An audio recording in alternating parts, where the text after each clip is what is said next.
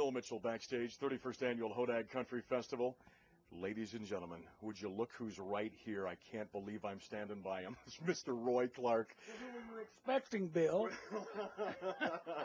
Roy, it's fantastic to see you. Welcome to Rhinelander, my friend. How you doing? I'm doing great, and it's great to be back. The last time I was here, I was reminiscing.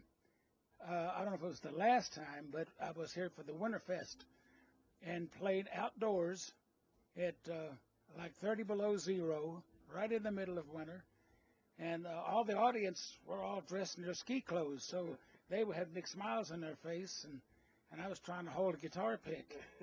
It's kind of hard to keep a guitar in tune when it's 30 below zero, isn't it? Tell me about it, yes. You know, it's funny you mentioned that story, sir, because I actually had a listener call me at WHDG this morning that was a person that was in attendance at that show and talked about how much they enjoyed it, and they're here tonight to see you.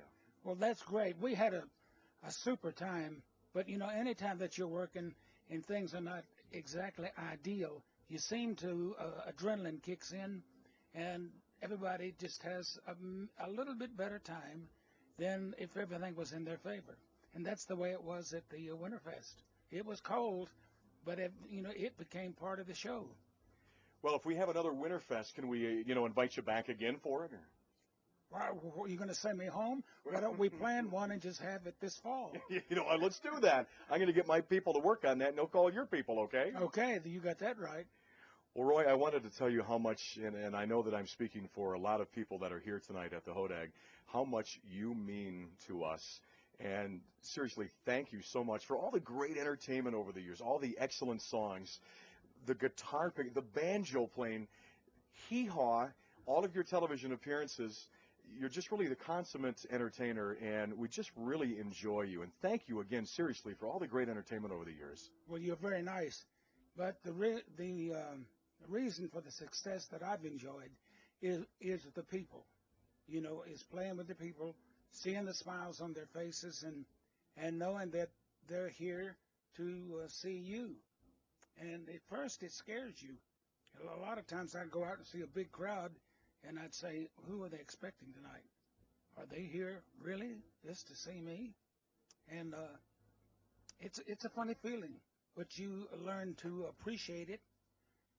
The fact that they have invited me into their homes all these years.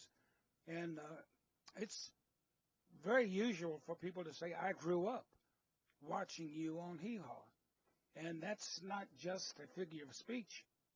We were on the air in production about 27 years. So the fact that they grew up watching us is really, that's the way it was. It was the grandparents, the parents, and then the kids. And you hit it right on the head with that, because I would always spend weekend evenings with my grandparents, and a major part of our night was Hee Haw and then the Lawrence Welk Show. That's it. We both shared the same audiences. So went one, so went the other. Lawrence Welk and Hee Haw were, you just didn't touch the dial. You left it right where it was. 1950. Let's go back more than 50 years ago. I believe that was the year that you won your first national banjo competition. You were what, 17, 18 years old? I was, I think, 16, and it was 1950, 51 or 2. You only missed it by a couple of months. Sorry about that. That's all right. And and the ironic part of it is that I won the contest over the guy that taught me how to play banjo. And that was an awkward feeling, but and that's really what started people paying attention to me, and they became aware of me, and it just sort of moved up from there. Because of that, I went to work with Jimmy Dean, and Jimmy was on his way to stardom, and it gave me a chance to watch someone else and find out that there's more to the country music business than just the picking and singing on stage.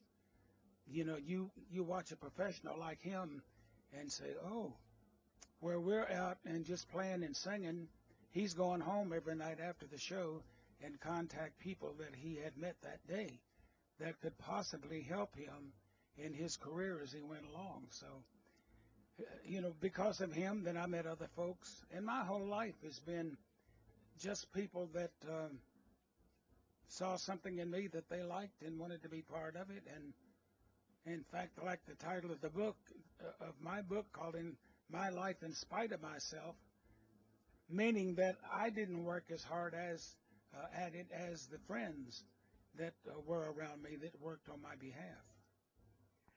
I talked live on the radio this morning with Larry Gatlin, Ah, and he wanted me, actually, dear friend. he wanted me to give you a hug if you don't mind, and he wanted me to say hello, and he just went on and on about you. Obviously, you guys are great friends, and he's a big fan. We are very, very close friends. We've written songs together, none of which to this date have been recorded, to my knowledge. But I never forget one night, because he's a great songwriter on his own, and we decided we were going to write a song. So we got down, and I made up this story, and he added to it. Then I added a little bit more, some of it from true life, and we just sit there for about 5 or 6 hours. It was well into daylight before he just stopped and said, "Wait a minute, we're getting too wordy." Too wordy. So that struck a bell with me.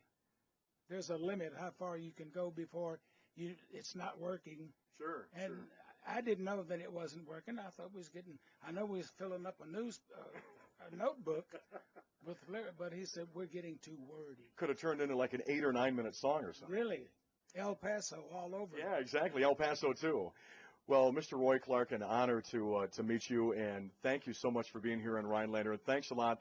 We're looking forward to seeing you tonight. And folks, if you want to see one of the most consummate entertainers, one of the most charismatic gentlemen you'll ever see that has graced the stage here at the Hodag Country Festival, somebody that can play guitar like nobody you've ever seen or heard, it's right here. It's Mr. Roy Clark, and it's going to be great to see you tonight, Roy. Hey, happy Hodag to you, and have a great time here, my friend. I will. I've always had great times because the folks here come out to me to enjoy the music. So I don't have to win them over. They're already here. They sure are. Roy, what do you say you and I go get some cheese curds? You want to? I just had a great big box of them, but I'll join you and have some more, yeah. All right. Roy and I are going to go get some cheese curds, and he'll be up on the stage here in just a couple moments.